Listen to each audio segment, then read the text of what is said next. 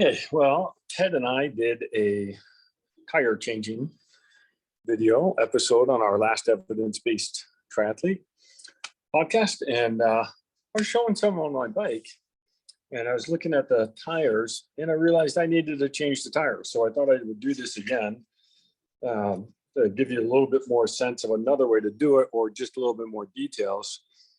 So I was showing some on my bike and looking at the tires, and I realized that I have some bad patches on here. And when you get to this type of damage to the tire, you got to change it. I didn't even want to ride after that, so I rode indoors. That is just bad. I don't know where I get that from. It looks like I did a little skid or something. So it was time to change the tires. So I went out, got some new tires, and I'm going to put this one on. New tires are always a little bit more challenging than old tires. So when we did the episode, I actually had a nice loose tire. This one may fight it a little bit. We'll see. So I already did one tire. I did my rear one. And this one, I should have videotaped this one because this one had, the tube in here had 7 patches on it, which means I had 7 flats at one point, and I fixed them all. And the tube's still good for training. For racing, a whole nother deal. I put on new tubes, and I have my race wheels with nice fresh tires on them as well. These are for training. And so these are the beefy gator skins. And I'm okay with beefy tires for training. I'm gonna take that sticker off because it's just training. So now I'm going to change this one out. And this tire is actually not in bad shape. But when I change one out, I feel like I'm going to it's probably just as good to change the other one out too. But no wear and tear on this one. This is the front wheel. Rear wheel, you're going to get a little bit more wear and tear on that. So I'm going to change this one out. So I've got this. I've got my new tire.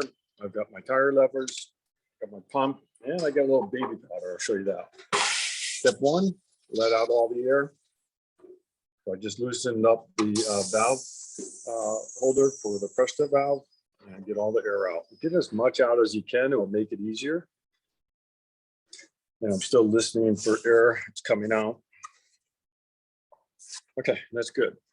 Next step, I want to push the beads of the clincher. And the beads are these parts of the tire, the side of the tire. And you can feel it before you put it on. That's the bead. So I want to push them all to the center, or both sides to the center, because there's a little bit more room in the center. And once I do that, it loosens up the tire a little bit. And these tires, I can tell, they're pretty flexible. So I've got a lot of mileage on these tires. So I don't think they're going to be hard to get off. But getting the new ones on, we'll see. New ones, nice and stiff. So I started at the stem valve and I ended at the stem valve. So just a good way to sort of orientate yourself as you do this all the time is starting in with your valve. Then you don't just keep going around and around and around.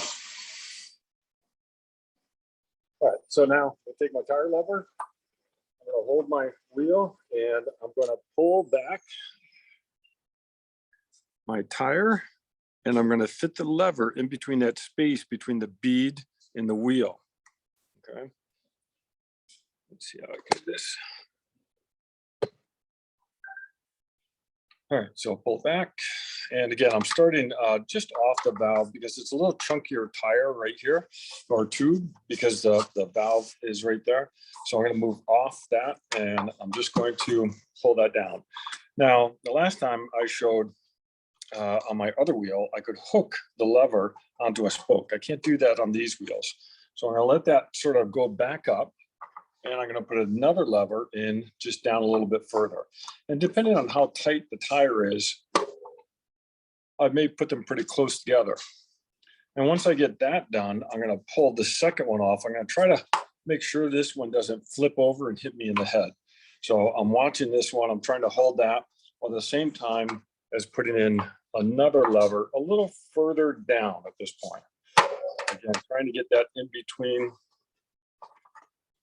the bead of the tire and the wheel. Yeah, this one's a little tighter. Not too bad, but there we go.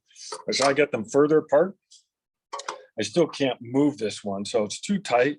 I don't want to try to slide it now. I don't want to force it because that could damage the wheel or the tube inside. So I'm going to move down a little bit. Again, I'm going to pull this out. I don't want this one to flip up. I don't have it hanging on to anything. So I'm just going to hold that with my arm. I'm just going to go a little bit further down. There we go. Okay, now we're going. Now I got not lots of slack. And I'm going to use my hands now. I'm going to pull off the rest of the bead. Just don't want to too much damage onto potential damage onto the wheel itself. All right, so now I got one bead off. We'll back up to my valve or my stem here, and I'm going to pull out the tire. Actually, I don't need to start there, but if I can just grab the tire or the tube, sorry, pull that out. See if I get any flats on this one. Training, I do patch, so I patch it up. Yeah, I leave that film on just because I'm too lazy to take it off when I'm putting it on. It sticks to everything. Now, this one only had one hole, but a little patch instead of buying a whole nother tube, that works for me. All right, so now I'm changing out this tire, so I actually need to take it off, take the other bead off. If I'm just changing the tube out, I obviously don't need to take the other bead off. So I'm going to leave that on, put a new tube in, or fix that one, and then put it in. So now I'm just going to use my hands this time. I'm not going to use my tire levers and just pop that off. And that's that. Now this tire, I don't know, maybe I save it. My wife will not like, she doesn't like me saving old tires. I have a hard time throwing out tires that may be useful for something. All right, so now I've got that. I'll do a quick check on the rim tape. The rim tape is this tape right in here that covers up the spoke holes. And I don't want any tape sort of dislodged. I want to make sure it's sitting in there nice. It's covering up all the holes. Here's one. All right, so now this one, see there's a little bit of that hole right there. I don't want that because the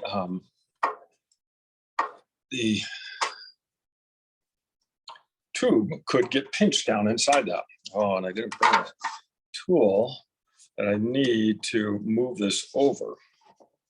This rim tape that I'm using is actually like a big elastic band that just sort of sits down in there. So I'm seeing if I can have to go somewhere, see if I can get it loosened up anywhere else, and I'm not going to be able to. Let me come back to that.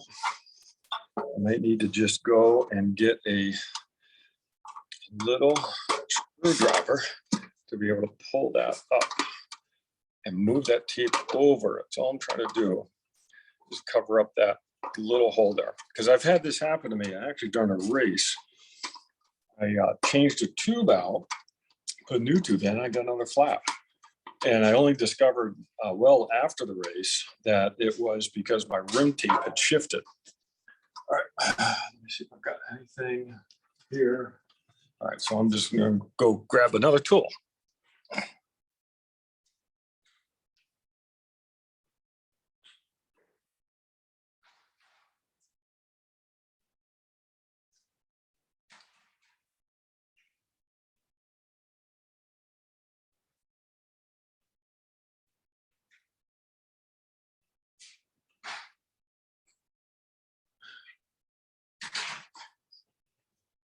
All right.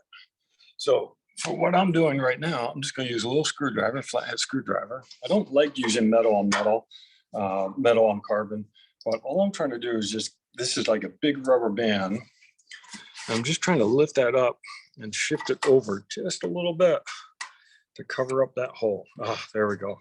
Okay, so now that spoke hole is covered.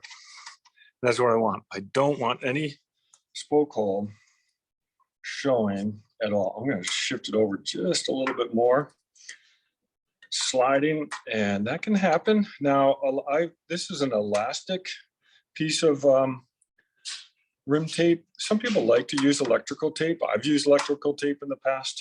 It works. What I don't like about electrical tape here in the desert is sometimes the glue on the tape can get a little icky, and things can shift around. All right, so now I'm just really double checking, making sure that every spoke hole is covered. And I'm looking pretty good here. Yeah, that's good. Maybe a little bit over right here. I'm just lifting it up because this is the type of tape I have. You may have different tape, maybe a cloth tape, it may be sticky tape. You got to work with it. And if I was really stuck, I would just wrap another piece of rim tape around, but you don't want to put too much in there either. So one layer is plenty. All right, so now I've got my rim tape. I've checked my spoke holes. That's good. So now I'm going to go ahead and put my tire on. All right, now, depending on the type of tire you get, you may have a tire that is directional, which means it's designed to rotate forward in one direction. Let me see if I've got an arrow on here that shows which way it's going to rotate, which way the company wants it to go. And it's usually just a nice arrow on the sidewall.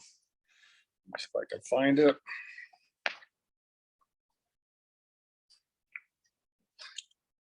These are Continentals, and I know that they do have a direction, and it has to do with the type of tread and the way that they build the tire.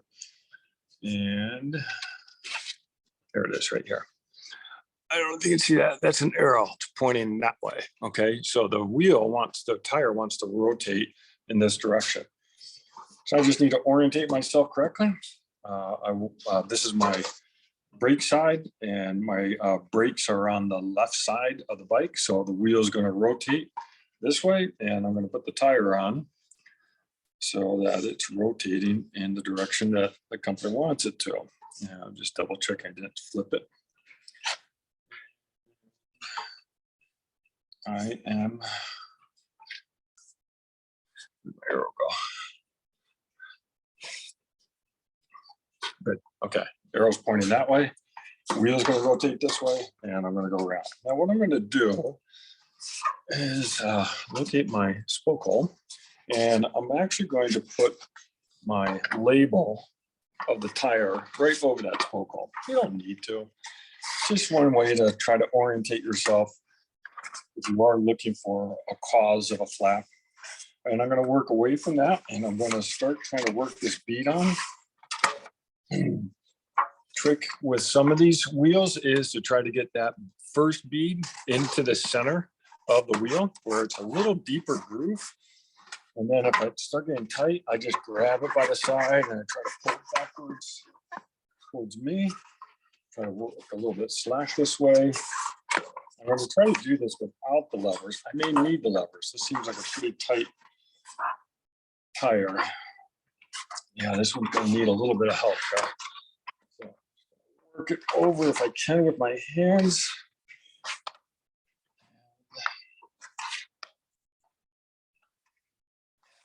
Go. Let me try stretching a little bit. And this is where Ted had a great idea. If your tire is not going on, you throw it in the dryer, let it heat up a little bit. I put mine near the fireplace when I train these out in the winter. I've used a hot air gun. All right, so that one is fighting me a little bit too much. I probably would still work at it, but I'm going to go ahead and show you. I'm going to use a lever, stick it up in there, and I'm going to hold this so it doesn't slide away. And I'm just going to work it over little by little. There it goes. It's almost there. Just a little bit more. And one more. Maybe two more. Yeah, I don't want it to slip along here, so I'm holding it over here. Keep that bead from just perpetually rotating over. There you go. All right, so now I got my one bead on. I'm just going to make sure it's in the center of the wheel.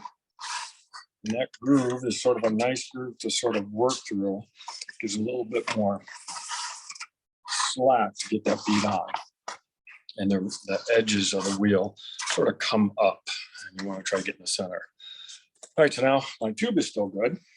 So I'm not going to obviously change that. I've got my valve hole here, so I'm going to go ahead and put it in. I start with my valve. Now, what I often will do is I'll tighten down the end of the Presta valve because I don't want to bend it. And why? Because I bent it before. So now I'm going to lay it out. If I do want to give this tube some shape, I can put a little bit of air in here. But let's see if I can do it without putting air in.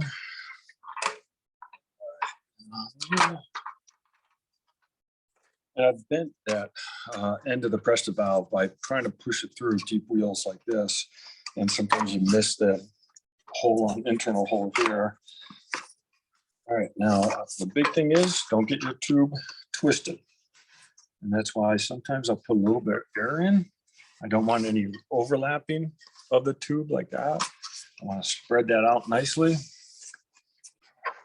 And sometimes when you use your tube for a while, it does stretch a bit, just like a rubber band with it. And so sometimes it feels like you've got too much slack. All right. And again, depending on who you listen to, some people will start here, some people will start here. I'll start either way. I'll start on the opposite end today. And what I do is at the end, I'll use this to be able to make sure that the part of the tube that is the internal part of the connection between the valve and the tube, I got to push that down in nicely so it doesn't get pinched between the bead and the wheel. All right, so now I'm going to just work both sides. I'm making sure that the tube is going up inside. I'm trying to avoid that tube from twisting at all. And I'm just going to work both sides a little bit, working my way back to the valve. Now, making sure that tube gets up in there. I don't want the tube to get stuck between the tire and the wheel. So you're gonna put it on and it's gonna pop again when you start blowing it up.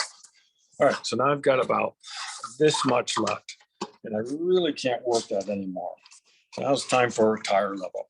We're only going to use one at a time now, and I'm gonna hold it here so it doesn't slip away. If I don't hold my hand here, as I start working this bead, I'm going to feel like I'm making progress, but all that's happening is this bead is coming off and it's going to continue to move around. You're just going to keep chasing it. So you got to hold it here. I'm going to start really as close to this part here as I can. I'm just going to lift it up. Again, holding here. I don't want that to rotate. I don't want that bead to come off past my fingers. This is going to go on nicely. It's tight, but that's okay. Tight is not. It's not a bad thing. Okay, now I can almost get the rest of that on. I'm almost there. Just a little bit. And now I've got this. I don't want that to fly off and hit me in the head again. So I'm going to try to hold that. And I'm just going to push that last part over. You work your thumbs on this. And we've done a project where we changed out a lot of tires.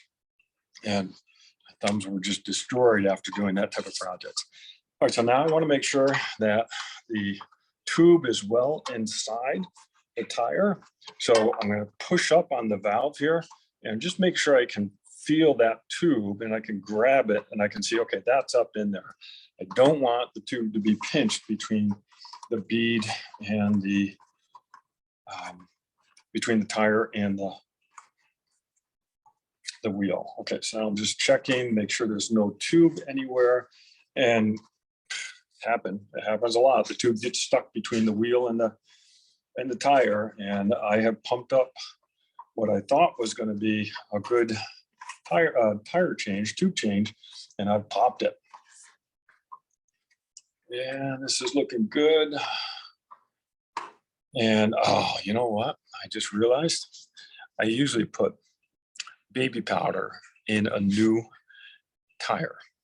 So I am going to have to go back and do that again, but I won't bore you with that. But all I do is I'll take some baby powder and I'll put it on the inside of the tire. And that just keeps the tube and the tire interaction sort of nice. And it's not, the tube and the tire aren't sticking to each other.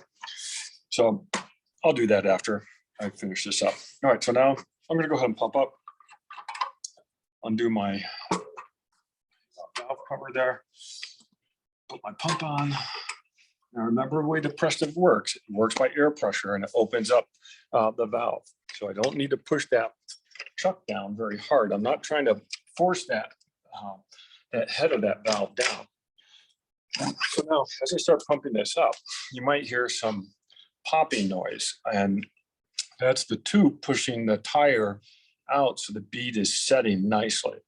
So I typically ride at about 90 PSI, but I will pump up over 100 PSI and see if that popping happens. And that's a good thing. It's pushing the tire out.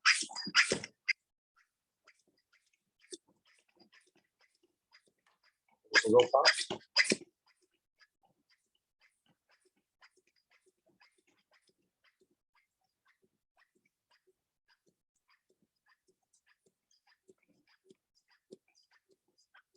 Yeah, I just got one little pop there.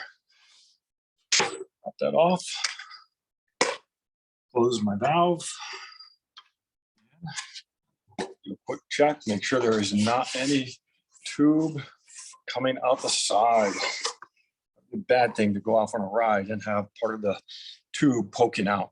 You're doomed for a flat. You won't get very far at all. All right, so that's just a follow up to our podcast on changing a tire. Notice I don't put the cap on here. You get a cap with your tube. I throw those out.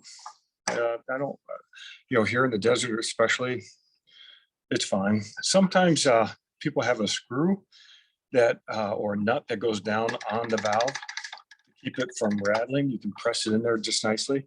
The key is if you do use those, just don't tighten them down too tight because you don't want to put too much pressure on the actual wheel. So if you put it in there, that's fine. People do. I don't typically use them. But the other thing I should have said is I like to make sure that my valve is perpendicular to this wheel rim here. So straight up and down. I don't like that at any angle at all, because if there's an angle, that means that something back here is going to be twisted a little bit, and you don't want any of that twisting at all. Okay, that's the follow-up for changing tire. And I got to take this back off, put the baby powder in. Okay, thanks.